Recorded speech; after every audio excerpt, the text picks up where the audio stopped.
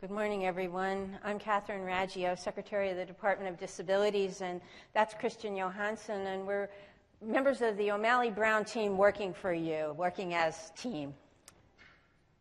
In the past, people with disabilities had few job choices. They often were stereotyped into certain jobs. So, for instance, blind people were encouraged to become piano tuners, and deaf people found themselves working in print shops around noisy equipment. Most people worked in sheltered workshops, and the sheltered workshops were allowed to pay sub-minimum wage. They paid it on a piece rate, and people earned $1 a week. When there was a lack of work, staff took apart the work that people did one day and had them do it again the next day. In the 1970s, everything began to change. We moved from a charity model to a civil rights model. That culminated with the passage of the Americans with Disabilities Act in 1990. People have more choices today, and they're aided by technology and programs such as Project RISE, Reaching Independence Through Self-Employment, which is administered by our Division of Vocational Rehabilitation Services, and they have aided over 400 people to start their own businesses. This is John. John has an intellectual disability and also autism. His family brainstormed when he was a young man to think of a business that would work for him, and they connected him with the RISE program. He started his own recycling business called Shred Cycle. He now employs one person, and he recently bought a truck. Owning his own business is perfect for John. He can work at his own pace, and he doesn't have any rules to follow. And next is Janae. Janae is a talented woman who experiences a mental health disability. She makes purses from vintage fabrics. She recently exhibited at the prestigious American Craft Council show in Baltimore. Her bags sell for over $225 a piece. She now employs a seamstress. Owning her own business is perfect for Janae. She can set her own hours, and she can take time off when needed to restore herself. Technology has been called the great equalizer for people with disabilities. It affords greater independence and more job choices. We have screen readers and magnifiers, and we have amazing new software and apps. I'd like you to meet Demont. Demont may be in the audience today. He was supposed to get here. He was my tour guide over in Salisbury when I visited the nonprofit where he worked a few years ago.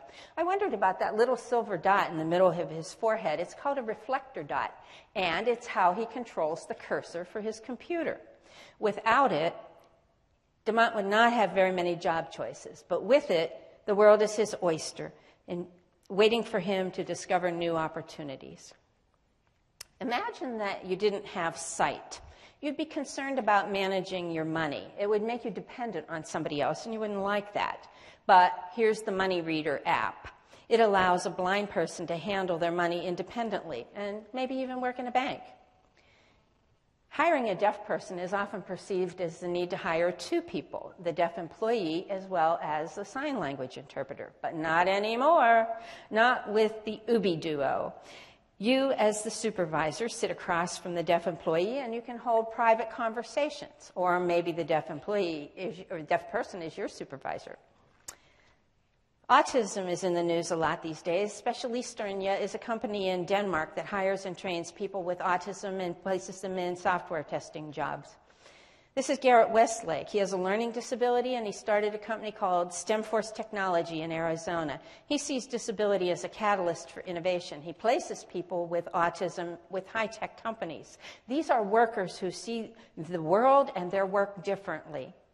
More innovation is on the horizon. The Maryland Department of Disabilities has been partnering with the University of Maryland, Baltimore County for the past year to create a 4-year college program for students with intellectual disabilities. This is happening all across the country, but no one ever imagined that students with this type of disability would go to college. We're going to open the program in the fall for 8 students. Why? Because they're going to have better employment outcomes, they're going to be less dependent on public benefits, and they're going to have a whole network of alumni to network with.